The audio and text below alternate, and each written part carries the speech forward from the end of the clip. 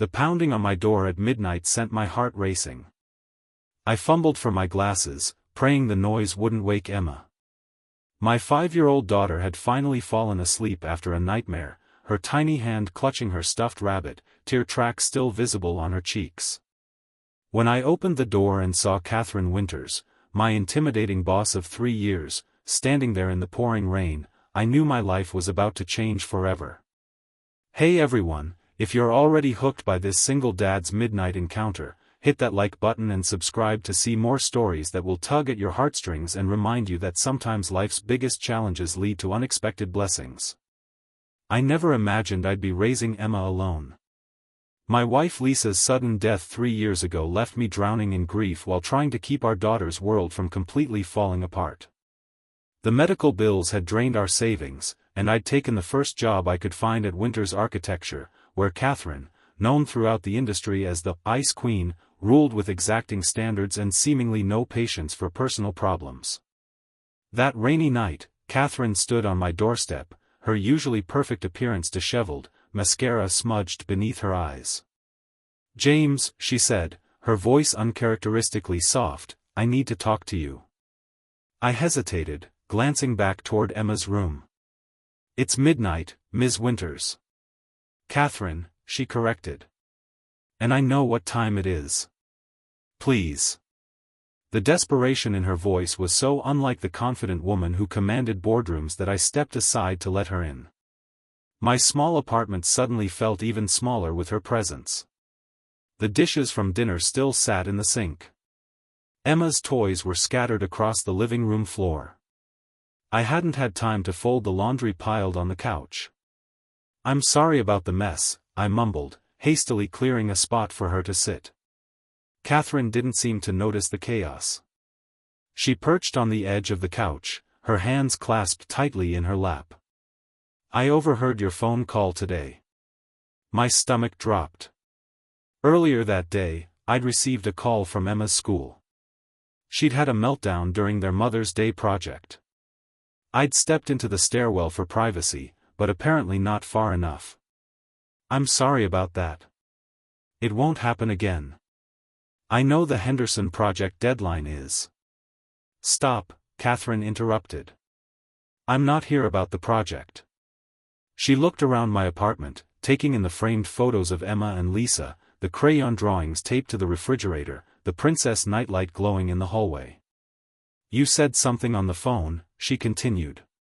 "You said, 'I'm doing the best I can, but sometimes it feels impossible.' And I just..." Her voice cracked slightly. "I need you to say that again. But look at me this time." I was confused but met her gaze. "I'm doing the best I can, but sometimes it feels impossible." Something in her composed facade crumbled. "That's exactly how I feel every day," she whispered. What followed was a conversation that lasted until dawn. Catherine revealed that beneath her perfect exterior, she was struggling with her own impossible situation. Her younger sister had been in a serious accident 6 months ago and was now paralyzed from the waist down. Catherine had become her caretaker while trying to maintain her demanding career, all while keeping up appearances that everything was fine. "Nobody at work knows," she admitted. "I've spent my entire career proving I'm unshakable. That I can handle anything. That emotions don't get in the way of excellence." "Why are you telling me this?" I asked. "Because today I watched you take that call, compose yourself, and then deliver a flawless presentation to our biggest client. And I realized you're doing what I'm trying to do, balancing an impossible personal situation while maintaining professional excellence. But you're doing it with grace I don't have." The sun was beginning to rise when Emma padded into the living room, rubbing her eyes. She stopped when she saw Catherine. "Are you Daddy's friend?" she asked cautiously. Catherine looked startled, as if she'd forgotten there was a child in the apartment. I work with your dad." Emma studied her with that piercing gaze that reminded me so much of Lisa. "You look sad. Do you want to hold Hoppy? He helps when I'm sad." She held out her well-worn stuffed rabbit. To my astonishment, Catherine gently took the toy. "Thank you," she said, her voice thick. That morning marked the beginning of a transformation. Catherine created a new flexible work policy that allowed employees to work remotely when needed. She established a support group for employees caring for family members. And most surprisingly, she became a regular visitor to our apartment, often bringing dinner and sitting patiently while Emma showed her latest art projects. One evening, 6 months after that midnight knock, Catherine and I sat on my small balcony after Emma had gone to bed. "Why did you really come here that night?" I finally asked the question that had been nagging at me. Catherine was quiet for a long moment. "That day, after your call, I went to the bathroom and broke down. I couldn't stop crying. I was at my breaking point. And then I remembered something my father used to say: when you're drowning, find someone else who knows how to swim against the current." She turned to face me.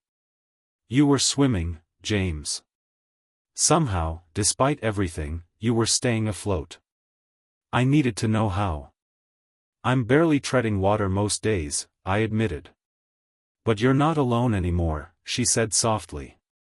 "Neither of us is." When she reached for my hand, I didn't pull away. Over the next year, Catherine became an unexpected constant in our lives. She helped Emma with her homework while I cooked dinner. I accompanied her to her sister's physical therapy appointments when she needed moral support. We created a system of mutual support that gradually evolved into something deeper. The night Catherine first told Emma a bedtime story, my daughter fell asleep with her head on Catherine's shoulder. As I watched them from the doorway, I felt something I hadn't experienced since Lisa died: hope. "She called me Cat tonight," Catherine whispered as she carefully extracted herself from Emma's grip. "No one's called me that since I was a child. Is that okay?" I asked, concerned. Catherine's eyes shimmered with unshed tears. "It's more than okay." Our relationship developed slowly, mindfully. We were both carrying wounds that needed time to heal. Catherine learned to leave work at reasonable hours. I learned to accept help without feeling like I was failing as a parent. Together, we discovered that vulnerability wasn't weakness but strength. On the anniversary of Lisa's death, Catherine took the day off work without me asking. She helped Emma pick flowers to bring to the cemetery and stood a respectful distance away while we had our moment at the grave. "Mommy, I brought you daisies," Emma said, placing them carefully. "And I wanted you to know about Cat. She doesn't try to be you. She says no one could ever replace you. But she helps Daddy smile again." Later that night, after Emma was asleep, Catherine found me looking at old photos. "She was beautiful," Catherine said, looking at Lisa's smiling face. "She would have liked you," I replied honestly. "She always said I needed someone who would challenge me." Catherine laughed softly. "I've been told I'm challenging." "In all the right ways," I assured her. 2 years after that midnight knock, Catherine and I were married in a small ceremony with Emma as our flower girl and Catherine's sister as maid of honor. The Winters Architecture office had been transformed under Catherine's new leadership style, more compassionate but no less excellent. Our home had been transformed too, expanded to accommodate Catherine's sister, who had regained partial mobility and become an integral part of our family. Life wasn't perfect. We still had difficult days. Emma sometimes struggled with the changes. Catherine occasionally fell back into workaholic habits. I still had moments of overwhelming grief. But we faced each challenge together, with honesty and grace. On our first anniversary, Catherine presented me with a small wooden plaque for my desk. Engraved on it were the words I'd spoken that night: "I'm doing the best I can." Below it, she'd added, "And now, we're doing it together." That midnight knock had been the universe's way of bringing together two broken people who could help each other become whole again. Catherine had come looking for someone who knew how to swim against the current, but in truth, we learned to navigate the waters together, creating our own current, our own path forward. As I look at our blended family now, Emma helping Catherine's sister with her exercises, Catherine reviewing Emma's science project with the same attention she gives to multi-million-dollar designs. I realize that sometimes the most beautiful things emerge from our darkest moments. That night, when Catherine asked me to look at her and repeat my words of struggle, she wasn't just seeking connection. She was offering it. In acknowledging our shared humanity, our shared struggles, we found something precious, the understanding that we don't have to face life's impossible challenges alone. So if you're watching this and feeling like you're drowning, remember, somewhere out there is someone who understands the current you're fighting against. Sometimes they appear when you least expect it, even at midnight, even in the rain. And when they ask you to look them in the eyes and share your truth, that moment of vulnerability might just be the beginning of your healing. If this story touched your heart, please like and subscribe for more content that explores the unexpected ways we find strength, love, and family in this complicated world. Remember, it's not about having all the answers, it's about finding people who will search for them with you.